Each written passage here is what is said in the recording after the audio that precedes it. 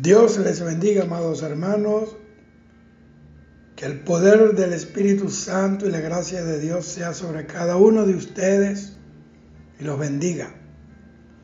Les habla su hermano, el pastor José Ramírez, y hoy quiero hablar acerca de la victoria sobre Satanás. La vida cristiana es una vida de guerra continua. Dice la palabra que el Señor no vino a traer paz, sino espada. Somos llamados a ser buenos soldados de Jesucristo y a pelear la buena batalla de la fe y a sufrir penalidades como un buen soldado del Señor. La razón por la cual la vida cristiana es una guerra es que tenemos un enemigo terrible que busca destruirnos, que está siempre al acecho, cazándonos como un león hambriento para devorarnos. Ese enemigo es Satanás. La Biblia nos advierte en 1 de Pedro 5:8, sed sobrios y velad, porque vuestro adversario, el diablo, como león rugiente, anda alrededor buscando a quien devorar. A Satanás las Escrituras lo llaman el príncipe de la potestad del aire. Él es la cabeza de un reino maligno de las tinieblas que opera desde el aire, desde el segundo cielo. Desde allí operan y están activos los tronos y los señoríos de las tinieblas. Originalmente Satanás fue creado como un ángel hermoso, era un querubín hermoso y era sabio, que se llamaba Lucifer. Lucifer significa el que trae la luz o estrella brillante. Pero su corazón, a causa de su hermosura, se corrompió con el orgullo y quiso ser semejante a Dios. Y es cuando se rebela contra su creador y arrastró a la tercera parte de los ángeles para que lo siguieran en su locura de su rebelión contra Dios. Ahora, la razón por la que Satanás se llama el príncipe de la potestad del aire es porque él y sus ángeles caídos habitan ahora mismo en la atmósfera sobre la tierra, en el segundo cielo. Y aunque no los podemos ver, Satanás y sus ángeles caídos son los verdaderos enemigos del Hijo de Dios, de su obra, de su iglesia, de sus hijos. Efesios 6:12 dice, porque no tenemos lucha contra sangre y carne, sino contra principados, contra potestades, contra gobernadores de este mundo, contra gobernadores de la tiniebla, contra malicias espirituales en los aires. Ahora, si este personaje es real, como la Biblia lo evidencia y la palabra no miente, entonces, ¿cómo opera Satanás? Satanás, si es la cabeza de un reino tenebroso, tiene que tener una manera de operar. Bueno, Satanás y sus demonios son engañadores y usan su poder diabólico para hacer milagros mentirosos para engañar al mundo entero. Apocalipsis 12:9, ahí el Señor dice, y fue lanzado fuera el gran dragón, la serpiente antigua que se llama Diablo y Satanás. Mira cómo dice, el cual engaña al mundo entero. Y el propósito de Satanás es el de destruir a la humanidad, destruir a los hombres. Los aborrece porque los hombres somos imagen y semejanza de Dios. El Señor Jesucristo dijo que Satanás era homicida desde el principio. Satanás tiene muchas maneras de destruir a la gente, pero sus armas más efectivas son el engaño y la mentira. Juan 8:44, ahí dice que en él no hay verdad. Entonces, en el plano espiritual operan dos poderes, el de Dios y el poder de Satanás, el poder de las tinieblas. Y el hombre por naturaleza es convencido cuando ve señales sobrenaturales. Eso era lo que le pedían los judíos a Jesús, que hiciera señales para poder creer en él. Satanás es un imitador de lo que Dios hace, es un imitador de Dios y él engaña a la gente. Segunda de Tesalonicenses 2:11 dice que hay un poder engañoso que hace que los hombres crean a la mentira. Y 1 de Juan 4:1 dice, no creáis a todo espíritu, sino probad los espíritus si son de Dios. Así que no todos los milagros que usted está viendo por allí que se están haciendo son de Dios. Los hechiceros de Egipto, ellos echaron sus varas al suelo y también se volvieron culebras, imitando lo que Dios había hecho a través de Moisés con la vara de Aarón. Satanás y sus demonios pueden hacer muchas cosas milagrosas que están más allá de lo que el hombre puede hacer. Por eso es que Jesús dijo que vendrán falsos profetas en los últimos días y engañarán a mucha gente, incluso, si fuera posible, a los mismos escogidos, con grandes señales y milagros y prodigios mentirosos. Así que, amigo, aléjese de los altares de brujería, de consultar espíritus de muertos, de la ouija, de la astrología, de leer horóscopos y de toda obra ocultista que pertenecen al reino de Satanás.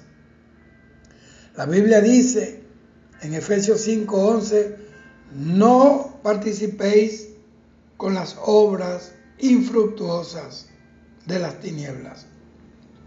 Satanás estorba la obra de Dios, ese es su objetivo. Él está presente, ya sea personalmente, porque él no es omnipresente, no está en todos lados, o a través de sus demonios en los lugares en donde se está predicando el Evangelio de Cristo para sembrar dudas e incredulidad en el corazón de la gente, para que no acepten a Jesucristo como su Salvador.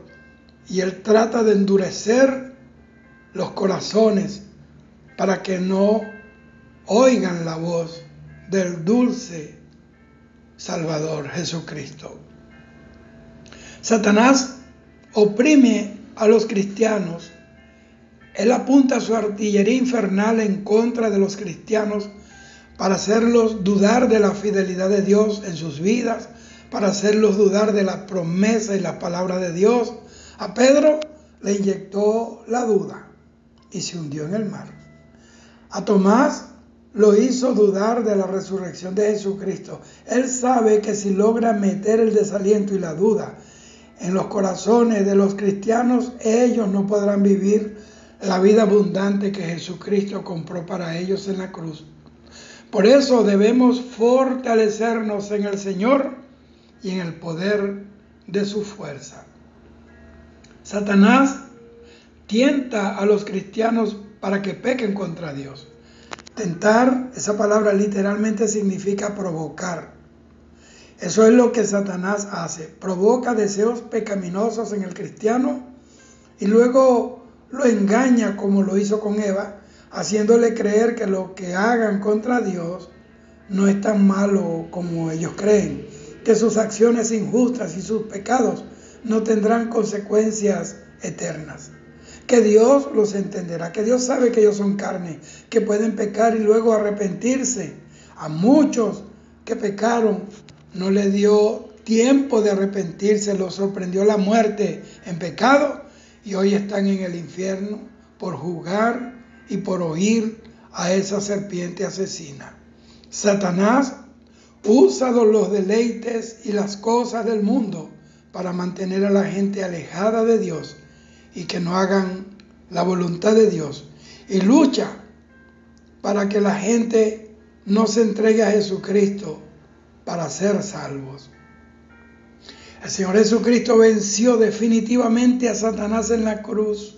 Él resucitó de los muertos, triunfando sobre Satanás y el infierno. Y lo glorioso es que su victoria sobre el diablo y sus demonios es también nuestra victoria. Ahora, ¿qué representa la muerte de Jesucristo en la cruz? Bueno, la cruz fue el lugar en donde Jesucristo pagó por nuestros pecados y nos hizo libres de la condenación eterna. La cruz es el lugar en donde Jesucristo condenó a Satanás y redimió a los hombres del poder de Satanás, de la muerte, del pecado. El Señor Jesucristo vino al mundo a morir para destruir por medio de su muerte al que tenía el imperio de la muerte. Hebreos 2:14. Y fue en la cruz en donde Jesucristo deshizo las obras del diablo. Primera de Juan 3:8 dice: para esto apareció el Hijo de Dios, para deshacer todas las obras del diablo. Entonces la cruz es el lugar en donde Jesucristo libertó a la humanidad. La cruz es la llave que abrió las puertas de la cárcel en la que Satanás tenía esclavizados a los hombres. Ya somos libres. El que quiera vivir en esclavitud es porque le ha placido, porque ya Cristo nos hizo libres. Manteneos en la libertad con que Cristo te hizo libre. Jesucristo pagó con su sangre el precio por nuestro rescate.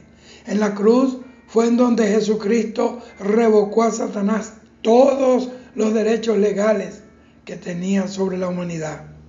Ahora los hombres tienen el poder de escoger, de elegir a quién van a servir, si a Dios o al diablo. Los que escogen servir a Jesucristo como su Señor y Salvador son librados del poder de Satanás. Colosenses 1, 12 y 13 dice: dando gracias al Padre que nos ha librado de la potestad de las tinieblas y trasladado al reino de su amado Hijo. La cruz es el lugar en donde Satanás fue derrotado para siempre.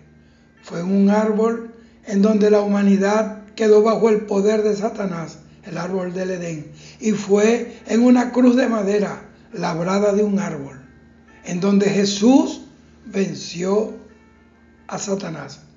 Jesucristo subió a la cruz en debilidad humana, como Él estaba tomando nuestro lugar, y murió, pero fue resucitado con poder y fue recibido en el cielo con gloria. Aparentemente Jesucristo parecía que estaba exhibiendo su derrota, pero lo que estaba era conquistando la batalla de los siglos, allí en silencio, sin pronunciar palabras. Como cordero que fue llevado al matadero, guardó silencio, enmudeció, y como que abandonado por su propio Padre, allí expiró. Pero al tercer día resucitó de entre los muertos, porque la muerte no podía retenerlo más que 3 días, y en su vida nosotros también tenemos vida eterna. Por cuanto yo vivo, dice el Señor, vosotros también viviréis. El Señor Jesucristo estuvo con sus discípulos después de su resurrección 40 días y comió con ellos pan y pescado. ¿Para qué lo hizo? Para que creyeran que Él estaba vivo, porque los muertos no comen. Pero antes de ascender al cielo, les dijo a sus discípulos, Mateo 28, 18, toda potestad me es dada en el cielo y en la tierra. El Señor Jesús volvió al cielo vencedor sobre todas las potestades de las tinieblas. Satanás y sus demonios fueron despojados de toda su autoridad.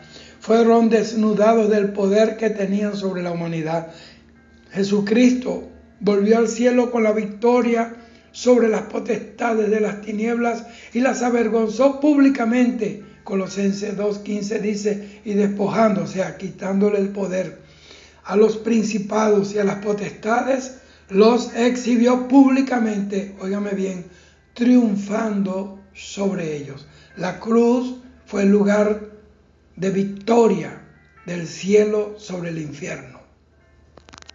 Ahora, usted puede imaginarse esa gloriosa escena, Jesucristo subiendo de las profundidades del abismo, después de haber permanecido allí 3 días y 3 noches, con las llaves del infierno y de la muerte en sus manos, dejándole a Satanás la marca de su pie en la cabeza cuando se la aplastó para cumplir Génesis 3:15, y subiendo al trono del Padre para mostrarle su victoria sobre Satanás y las tinieblas. En el cielo hubo júbilo, aplausos, las arpas, los coros angelicales entonaban alabanzas y gloria al Cordero de Dios que venció, que fue inmolado. Los 24 ancianos se postraron a la llegada de Jesucristo al cielo. El cielo se iluminó con la luz del Hijo de Dios, que regresaba a casa de su Padre triunfante, y detrás de él había dejado un camino abierto, libre a la presencia de Dios Padre, ese camino por el cual nosotros podemos llegar a Jesús. No hay otro camino, no hay nadie que nos haya abierto el camino al cielo, solo Cristo. Solamente en Cristo Jesús hay salvación. Si la gente busca la salvación en otro hombre, otro nombre que no sea Jesús, pues no hay otro nombre debajo del cielo dado a los hombres en el cual podemos ser salvos. Si alguien busca la salvación y llegar al cielo a través de otra persona, de un ídolo, de una imagen, de un camino que no sea Jesús, pues usted nunca llegará al cielo.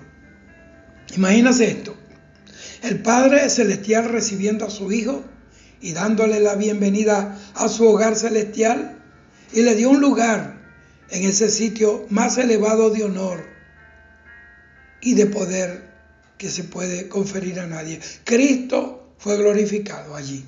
Jesucristo fue colocado en el mismo trono del cielo sobre todas las potestades de las tinieblas. Dice Efesios 1, 20 y 21 que Dios operó en Cristo resucitándole de los muertos y sentándole a su diestra en los lugares celestiales. Oigan como dice: sobre todo principado, autoridad y poder y señorío. Gloria a Dios para siempre. Entonces, la victoria de Cristo es también nuestra victoria. Nosotros estábamos muertos en delitos y pecados, sin esperanza. Pero cuando Dios resucitó a Jesucristo y lo sentó a su diestra, entonces nosotros fuimos resucitados juntamente con Cristo. Por eso Colosenses 3:3 dice que nuestra vida está escondida con Cristo en Dios. Ahora bien, aquí hay una maravillosa verdad. La victoria de Cristo sobre las potestades de las tinieblas es nuestra victoria. Lo que hizo Cristo, lo hizo representándonos a nosotros delante del Padre, de las potestades de las tinieblas y también del mundo. Eso quiere decir que nosotros estuvimos con Él en el pretorio, en su agonía, en el camino de la dolorosa. Estuvimos con Él en la cruz, morimos con Él, nos sepultaron con Él, pero también resucitamos con Él. Y con Él estamos sentados en los lugares celestiales. Efesios 2:26 dice: juntamente con Él, con Dios, nos resucitó, asimismo nos hizo sentar en los lugares celestiales con Cristo Jesús. Esa es su posición en Cristo. Aunque esté pasando lo que esté pasando, aunque vivas quizás en un arrabal, no sé, pero tú estás sentado con Cristo en los lugares celestiales, con Él. Bendito sea el Señor. La muerte y la resurrección de Jesucristo nos dio una posición celestial. Efesios 2:6 dice: y juntamente con Él nos resucitó y asimismo nos hizo sentar en los lugares celestiales con Cristo Jesús. Cuando Dios Padre nos hizo sentar en los lugares celestiales, esa posición que Dios nos dio en Cristo también nos pone por encima de todas las potestades de las tinieblas. Es decir, que estamos sentados en la posición de victoria en la que está sentado nuestro Señor Jesucristo. Ninguna religión, no hay fama, no hay dinero, no hay prestigio humano que pueda dar y otorgar este glorioso privilegio. Dice la Biblia en Romanos 16:20 que el Señor aplastará en breve a Satanás bajo la planta de nuestros pies. Apocalipsis 3:21 dice: al que venciere le haré que se siente conmigo en mi trono, y me he sentado con mi Padre en su trono. Asimismo se sentarán conmigo. Tenemos el privilegio, amados hermanos, de compartir el trono de Cristo. ¿Qué representa el trono? Trono representa autoridad y dominio. Eso quiere decir que hemos recibido la autoridad y el dominio de Jesucristo sobre todas las potestades de las tinieblas. Lucas 10:19 dice que Él nos dio potestad para pisar serpientes y escorpiones y lo más glorioso, sobre toda fuerza del enemigo, y oiga bien, nada les hará daño. Al tener la autoridad de Jesucristo quiere decir que hemos recibido el derecho de ejercer su autoridad como sus representantes acá en la tierra. Por eso dice a su iglesia, en mi nombre. Esto quiere decir que podemos hablar y actuar en su nombre. Así que, amados hermanos, debemos ejercer tanto el poder como la autoridad de Jesucristo acá en la tierra. Hay una diferencia entre poder y autoridad. Poder viene dunamit, la palabra griega dunamit, que es la concentración de la fuerza de Dios. Y autoridad es exousia, que es la habilitación divina para actuar en el nombre de Jesucristo aquí en la tierra. Quiero aclararles que nosotros no tenemos poder sobre el diablo, tenemos autoridad sobre él. El poder sobre el diablo lo tiene Jesucristo, porque fue quien lo venció en la cruz. Por ejemplo, le voy a explicar esto. Un camión de esos de remolque tiene un poder o una fuerza motriz. Esto es poder. Pero un policía de esos de tránsito, aunque sea pequeño y delgado, que parezca débil, le hace la señal para que se detenga y tiene que detenerse ese camión con todo y las toneladas de peso que tenga encima. Eso es autoridad. Con esa autoridad nosotros podemos detener toda avanzada de las tinieblas y con el poder podemos echarlas fuera todas esas tinieblas. El policía tiene una placa de autoridad que le otorga un gobierno, una nación, y nosotros también tenemos una autoridad para ejercer el oficio de cuerpo de Cristo aquí en la tierra. Y con el poder nosotros podemos echar fuera las tinieblas. Fuera. Necesitamos el poder de Dios. Sin poder no hay victoria. Sin el Espíritu Santo, que es la fuente del poder, no hay victoria en esta tierra. El policía, como le dije, tiene una placa de autoridad que le otorga un gobierno y todos tienen que someterse a su autoridad. Así es también en lo espiritual. Nosotros hemos recibido la placa de autoridad que nos otorga el gobierno del cielo para ejercer ese poder y autoridad acá en la tierra. Entonces, Satanás y sus demonios no tienen poder, me dirá usted. Pues claro que sí tienen poder y mucho, pero nosotros tenemos la autoridad de Jesucristo. Satanás y sus espíritus malvados tienen poder, pero Cristo nos ha dado autoridad, su autoridad, para vencerlo en esta tierra en su nombre.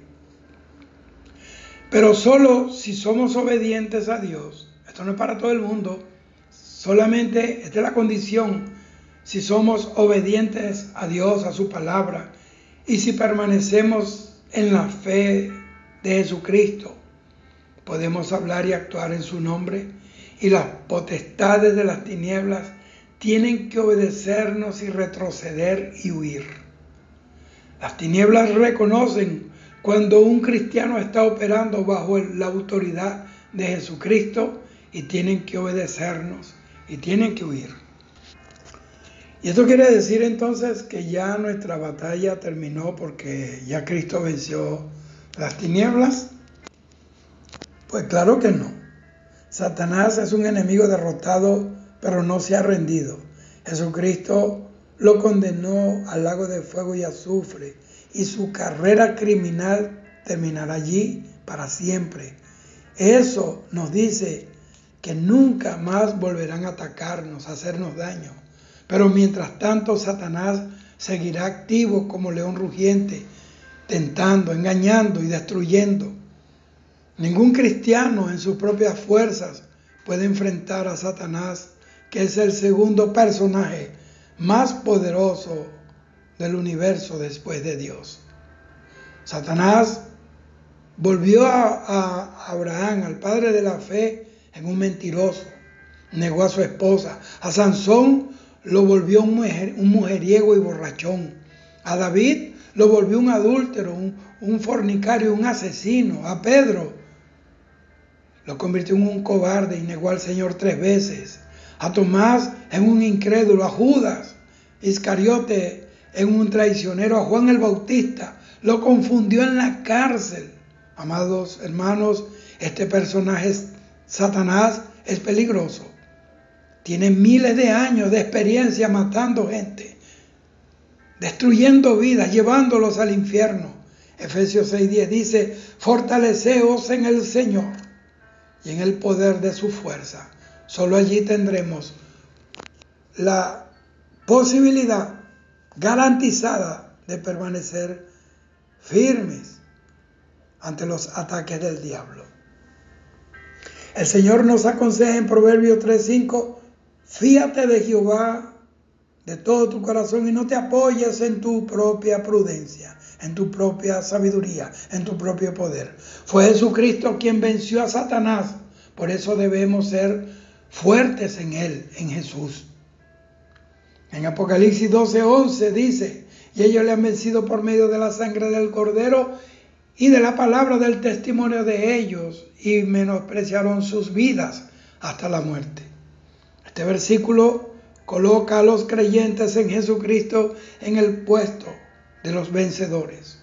Pero, ¿cómo lo vencieron? Me refiero a Satanás.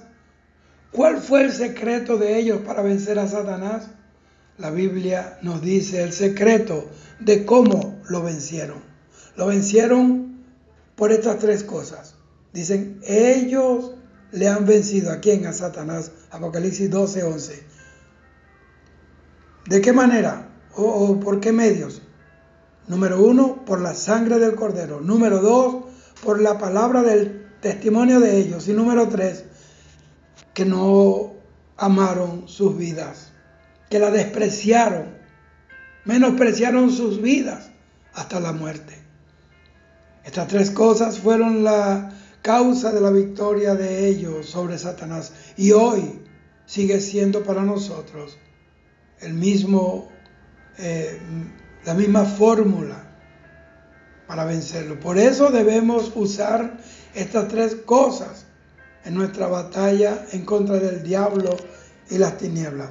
Por la sangre del Cordero, por la palabra del testimonio del Señor, y menospreciar nuestra vida, entender que la vida nuestra está escondida con Cristo en Dios, ya no nos pertenecemos. El que ama su vida la perderá, y el que pierda su vida por causa de él la habrá ganado. Pero vamos a hablar un poquito de esto para no dejar lagunas acá. La sangre del Cordero, por medio de la sangre del Cordero, nosotros fuimos liberados del poder de Satanás, ya no le pertenecemos, y por la sangre de Jesucristo podemos vencer y hacer nulas las acusaciones de Satanás. Una de las principales tácticas que usa Satanás en contra de los cristianos es la acusación. Óigame bien, es la acusación. Él es el acusador de Apocalipsis 12:10, que nos acusaba delante de nuestro Dios día y noche. Él nos acusa en nuestra mente hasta volvernos locos. Nos dice que somos malos, que no merecemos el perdón de Dios porque pecamos mucho, y nos dice que somos débiles y siempre seremos igual. Seremos así. No habrá cambio en nuestras vidas. ¿Cómo nos podemos defender de las acusaciones de Satanás? Bueno, nuestra defensa es la sangre del Cordero y una limpia conciencia delante de Dios. Podemos encarar a Satanás y decirle: sí, ciertamente, Satanás, yo pequé, pero la sangre de Jesucristo me ha limpiado de todo pecado. Soy libre de la condenación por la fe en su nombre, en su muerte y en su resurrección. Vete en el nombre de Jesús, y tiene que irse. La palabra del testimonio de ellos. ¿Cuál es la palabra del testimonio? es esta, que Jesucristo es el Señor, que Jesucristo es el vencedor, que Jesucristo es el Rey de Reyes y el Señor de los señores. Así como Dios nos dio el poder de la sangre del Cordero para vencer al acusador, también nos dio la palabra del testimonio para usarla en contra del poder de Satanás. Eso quiere decir que podemos gritarle a Satanás la victoria que Jesucristo tuvo sobre él y sobre todas las fuerzas de las tinieblas. Y mire cómo dice, y menospreciaron sus vidas hasta la muerte. Esto quiere decir que no amaron sus vidas al momento de darla voluntariamente por causa de su fe en Jesucristo. No valoraron su vida como cosa de que aferrarse. Ellos entendieron lo que entendió Pablo, que para ellos el morir era ganancia. Entonces, para vencer a Satanás debemos renunciar a nuestras propias vidas. Jesús dice, el que quiera venir en pos de mí, niéguese a sí mismo. ¿Por qué? Porque si no lo hacemos, si nos amamos, entonces Satanás tiene una excusa para vencernos. ¿Qué quiere decir esto? Que el yo debe morir en nosotros para que podamos decir como Pablo dijo, no vivo yo, Cristo vive en mí. Con Cristo fuimos juntamente crucificados. Podemos decir con el apóstol Pablo, con Cristo estoy juntamente crucificado y ya no vivo yo, mas Cristo vive en mí. Gálatas 2:20. Podemos decir entonces no al pecado, no a la carne, no al mundo y no a Satanás mismo. Por nuestra muerte, por nuestra sepultura y resurrección con Cristo, hemos sido librados del poder del enemigo. Podemos decir no al pecado, no al yo, no a la carne, no al mundo, no a Satanás. No solamente nos ha librado el Señor Jesucristo del poder del enemigo, sino que el Cristo que venció a Satanás en la cruz ahora vive en nosotros. Eso es algo que las tinieblas no pueden soportar. Primera de Juan 4:4 dice, hijitos, vosotros sois de Dios y lo habéis vencido al diablo, porque Cristo mayor es, Cristo que es mayor que está en nosotros, es lo más grande que está en nosotros, es más grande y es mayor que el que está en el mundo. ¿Quién es el que está en el mundo? Satanás. Y tanto Satanás y el mundo pasarán y sus deseos, pero el que hace la voluntad de Dios permanecerá para siempre. Aquí te dejo esta palabra. Debe ser como gasolina para tu carro espiritual. Debe ser la armadura de Dios para que te vuelvas a vestir de victoria y sepa que nosotros somos la iglesia de Cristo, la novia del Cordero, la iglesia poderosa, la que tiene los dones y los atributos del cielo viviendo dentro de ella. Dios te bendiga y te guarde. Shalom.